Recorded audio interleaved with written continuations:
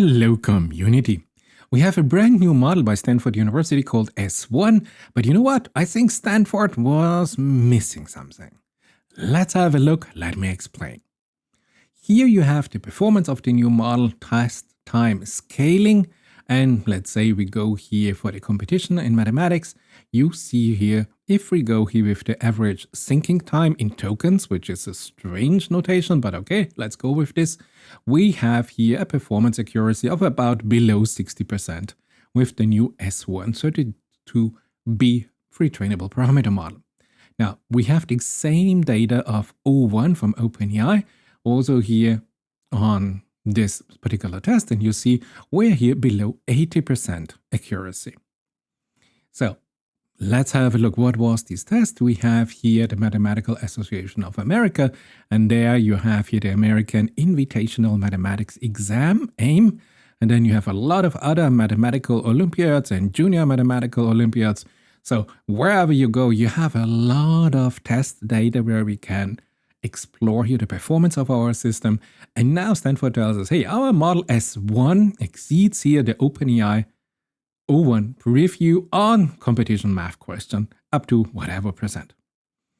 So let's open up this, and you see we are here trying here now from an effort from Stanford University to duplicate here this O1 reasoning, this R1 reasoning. Let me show you what Stanford was maybe not aware of. You know, January 29, we had a publication by Meta, and Meta was more or less doing here the same thing. They say, hey, we allocate here the inference budget, the test time compute budgets, to the harder, more complex task. So this is real similar what I'm gonna show you. This was published on the same day that Stanford published its paper. So I think Stanford was not aware here of this paper by Meta, as I showed you already in one of my last videos. And then just 2 days before, there was the Georgia Institute of Technology that also indicated here our LLM model think too fast to explore efficiently. And this has also to do here with our O1 reasoning model. And then, of course, here the complete re-engineering task here I showed you here in this video on Open DeepSeek R1. We have here the open source community trying to re-engineer R1 here. We have total transparency here, given also the data set. So there's a lot of effort. And today we look at Stanford's effort. So Stanford, I think, was really not aware of the studies that I just showed you, but we are. You and I, we are now 3 days later. And we have read all the studies, and now we can compare what Stanford published. So the idea is simple. Stanford tells us, hey, I have here the open math dataset from the Olympiad or wherever it is, and I have about 59,000 datasets only on mathematics, mathematical solver. Beautiful. We are here in science because we can absolutely say this is a correct solution and this is not a correct solution. So in the next step, Stanford decided to use your Gemini 2.0, the thinking LLM here, to extract from those, let's say 60,000 samples here, the mathematical exact reasoning traces. So Gemini was working hard and delivered this. And then Stanford looked at it and said, okay, now we only take the best 1,000 data sample for our new open math dataset. And this 1K dataset will be the best dataset for mathematical reasoning. There's a whole chapter here in their publication. It's beautifully done, but I think it's not complex at all. They just took here the best 1K out of this. And then they said, okay, so now we have this data set. So what we do, we supervise fine-tune here the classical Hugging Face SFT algorithm here, another LLM. And now they went here with an open source Q1 2.5 32B instruct already LLM. And they fine-tuned here their 1K mathematical, super perfect mathematical reasoning dataset on this model. And then the resulting model after the supervised fine-tuning, they called S1. So you see, this is how S1 was generated. We had here the Gemini 2.0, the thinking LLM doing real hard work, extracting here all the mathematical reasoning traces, how to find the best solution, and. Plus, there are some other elements here, but I think Gemini is here the main element. And then they just took an open source LLM that was available, supervised fine-tune, and call it now S1. So this is now the origin of the new S1 LLM optimized for mathematical reasoning. And now we need a spark here, where we say, okay, so we have the data set generated by Gemini. Then they took 26 minutes of supervised fine-tuning on 16 H100 NVIDIA GPUs. I mean, 26 minutes, okay? In the supervised fine-tune here, the open source Q1, as I told you, 2.532b instruct model. And then the training time compute was ready, was done. They have arrived at their S1 large language model. And now to the main task. Now that we have this new model, optimized here for mathematics, now they look here at the algorithm for the test time compute because they want to achieve here the O1 reasoning performance. And they ask what is a simple way. And they call this budget forcing. Now let's have a look at this. The core idea of budget forcing is rather simple. You have two steps. In the first step, you say, hey, I just count the internal thinking tokens. That's an easy task, no? And if the number of tokens, let's say 100 or 1,000 or 10,000, is over a particular threshold that I decide, then I put in an end of thinking token delimiter. This indicates the LLM, stop the thinking, give me the result. You force the model to provide an answer, even if the thinking is not done, because you have a manual threshold established. Second step, you insert here what they call a weight token to the model reasoning trace to encourage more exploration. So they say, okay, sometimes this end of thinking token might come too early. You know, if you have a real complex chain of thought reasoning process, I can't end after, 1,000 token. So with this weight, they say, okay, let's rethink this and maybe start over again. So they have now, if you want, two hyperparameters that are real sensitive to your task. And this is all there is to this test time compute called budget forcing. Now let's have a look.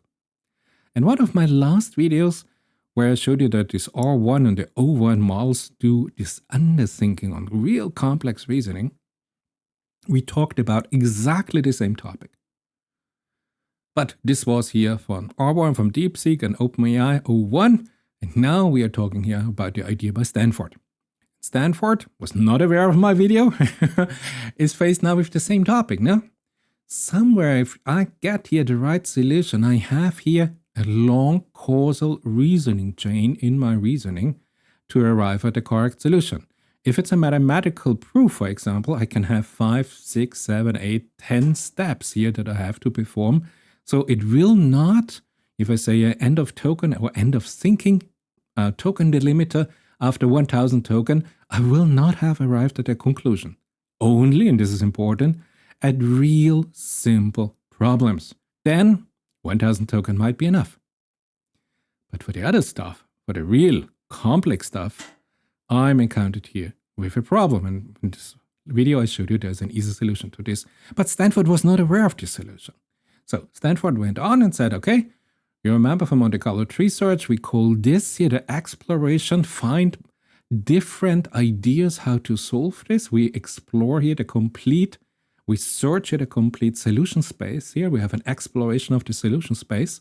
And if we have then methodologies where we're saying, oh yeah, this could be the right one, then we have this exploitation phase. And you know, in Monte Carlo tree search, this is our delicate balance between the exploration and the exploitation. Stanford was also not aware that I showed you in this video. We have this insight now where they looked here at the model where you generate a correct response in green and an incorrect response in red. Sometimes the LLM just goes crazy, generates 10,000 thinking tokens without doing anything, no real response, all an incorrect response, but the system just goes crazy. And somehow you have to wait till the system stops and you wasted all those tokens. Now, the idea by Stanford is nice, no? Stanford tells us, hey, let's say every 100 token or every 1,000 token, whatever you decide, you tell this system, end of thinking. Stop. Give me your result now. And you do this, let's say every 100 token, and you force the system to come up, and then you can somehow, I understand this, the idea by Stanford, have that it's not spending 10,000 tokens here because you have to pay for those tokens, but it says, hey, this is it. And I don't know, after some failure, the system tells you, this is not it. But you know exactly what is the other problem. The other problem is in green, the correct responses. Because here, for example, on the R1, on the real R1, on a complex here PhD level problem, you need to spend 4,500 tokens to generate an answer. So this is now a very delicate balance that you say, end of thinking, tell me. And if you continue, what are the criteria that you're allowed to continue? And you don't know if you are on incorrect response or on the correct response. Because you do not have an evaluation system. So this is now where this budget forcing by Stanford is missing here some critical components, no? Because if I can set these hyperparameters, but they might be completely off this card here, but it's just generating here nonsense. So we have no verification, we have no control, we have no self-evaluation, okay, you get the idea. So, beautiful. End of thinking, yeah, good idea to say, listen, you don't go crazy with 10,000 tokens generating just nonsense. End of thinking, I define the threshold, and then you have to stop and you have to tell me your result. If it's right or wrong, who knows? This weight is much more complex to handle, because if you are on the right track, and you got one weight and two weights, and maybe you are 2,000 tokens deep, and then the system decides, hey, we have reached here the numerical threshold that you defined as a hyperparameter, but you need 4,000 tokens to find the real solution, the complex solution, then the model fails. This weight, I want to show you this here. This is here from the original paper. They say here, let's break down the process of counting the letter R in the word raspberry. So yes, yes, yes. And you see after, I don't know, let's say 100 token or 1,000 token, you get this wait command. So let's repeat the question carefully. It asks, yeah, and then you start here another reasoning trace. And if you're lucky, at the second time, you immediately get the solution. In a simple case, this works nicely. And this is why this model has a better performance. But we will talk about the performance benchmark in a minute. So, for real simple cases, it works. Simply because you kill it off and you don't let it run for 10,000, 100,000 tokens. Now, the authors notice that suppressing here the end of thinking token delimiter too often can lead the model, the LLM, into repetitive loops instead of a reasoning process. So, if you say, ignore the end of thinking token, just go on for another 100 token or another 1,000 token, if you do this too often, you have repetitive loops and you are lost somewhere in a local minimum. Now let's have a look at the facts and the benchmark data to get a little bit more grip on this idea. So this here is the paper, and you see just 3 days later, January 31st. So in those 3 days, we have 5 essential papers to talk about the same topic, try to find a solution to the same problem, but we're really unaware of their solution. But we can have now a look 3 days later and say, look, this is what happened. So here we have the authors. Please, yes, hurrah to all the authors from Stanford University, University of Washington, Allen Institute for AI and Contextual AI. And I showed you already here the performance data here directly from the first page. Now let's look here at the final result. This is here after we have done everything, these are the performance data. So just look here at this mathematical Olympiad. Let's see, this is it. And here, and this is real nice, here you have the O1 by OpenAI, the Gemini 2.0 flash syncing by Google. Here you have the R1, and then in the last line you have the S132B. So is it now that it really outperforms here O1 or R1 Never, ever. 0174 or 179.8, and this S132B 56.7. Yes, of course, they also said 01 preview. So you see, it is not there at all, and I have seen some YouTube videos where they claim, hey, this outperforms 01 and outperforms R1. Here are the data to tell you this is not the case. Of course not. What is really interesting, if you look, have a second look at this, I told you that Gemini 2.0, this thinking LLM, was doing here all the work to find here the mathematical reasoning paths. So it is interesting to see that the performance from Gemini itself is 60. And then, since all of this was distilled into the other model, you would say, so a good model should come close to those 60s. And this is indeed, so this S132B that was fine-tuned on these results really comes close, because 56.7 is close to 60. So the distillation, if you want here, was successful. This was good work, great. Now, let's look at the model that they fine-tuned. And this was the QN 2.532B instruct model. Now, this is now the beauty. Look at this. The original performance of this model was 26.7. And now we look at the S1 without the algorithm. We just look at the effect of the quality of the dataset. The dataset that we extracted with Gemini. This dataset, the quality of this dataset, enabled our QN 2.532B to go from 26.7 to 50. This was only the quality of the supervised fine-tuning dataset. This was without this algorithm. So this was nice to see. You can jump here 100% performance only if you have a beautiful training dataset, really dedicated for your task, for your queries. This is amazing to see this performance jump. So I think this is it for today. Let's come to an end. You have, of course, here GitHub repo, simple scaling S1. Everything is there, data evaluation, training, the visual, everything available for you. You have here the code. You see that it's rather simple. We have the LLM on Hugging Face. It's called simple scaling S132B. We have this tensor parallel, beautiful. We have a tokenizer for this. Yes.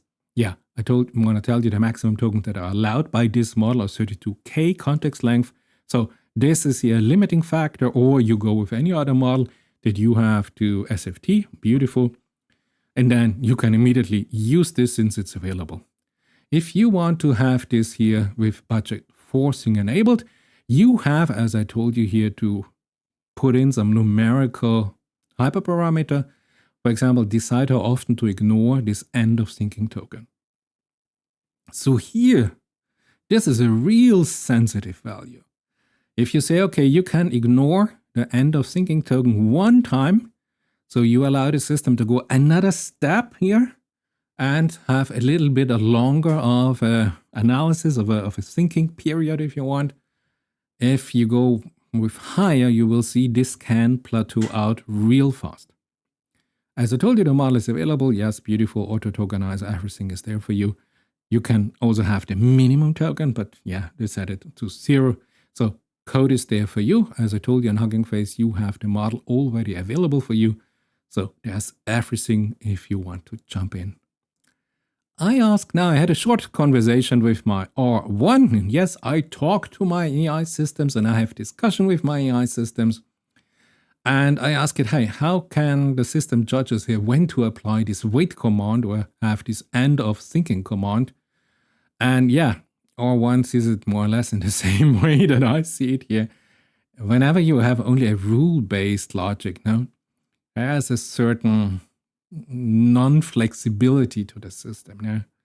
System does not evaluate whether the reasoning is correct, whether additional steps are likely to improve the answer. Decisions are based solely on token counts, not on the semantic quality of the reasoning. So you see, it is a simple methodology. This is where Stanford succeeded. But I think for a real working LLM, they are missing something. So, okay. Yeah, I had a following conversation here with R1, how to improve the opportunities, maybe do adaptive token allocation, self-verification, hybrid methodology, or the process reward models. I showed you several videos on this. So R1 more or less agreed with me, which I'm really happy. Or you take the solution that I found in this video, where we had exactly to tackle here the same problem. Why do R1 and O1 models undersync complex reasoning? And I showed you here a real simple solution. Or I showed you in this video how you can test time preference optimization. Or if you want to have here an agent that is self-learning with an inherent error correction with the self-learning methodologies on digital knowledge manifolds. Or if you want here, go with the original Google implementation, where they say here for the inference supervised fine-tuning and the inference reinforcement learning, we have to apply a different mathematical logic that will be imprinted in the code. But anyway you go, I think this gives you here a very short video overview. What is this new model by Stanford? What is this new S1 model? It is trying here to copy here the O1 reasoning and the R1 reasoning process. But honestly, it is missing out here quite on the performance. But never mind for the data set. The beauty is, for me in this study, not so much here the algorithm for the test time compute, where they had really a simple approach. But this was also the topic here of the publication. But the beauty of this publication was the data set. Because what I've not told you yet is that Stanford told us they also trained here their Q132B with the full 59,000 mathematical dataset solutions. And they more or less achieved here the same performance as they had the supervised fine-tuning only on the 1,000 optimized dataset.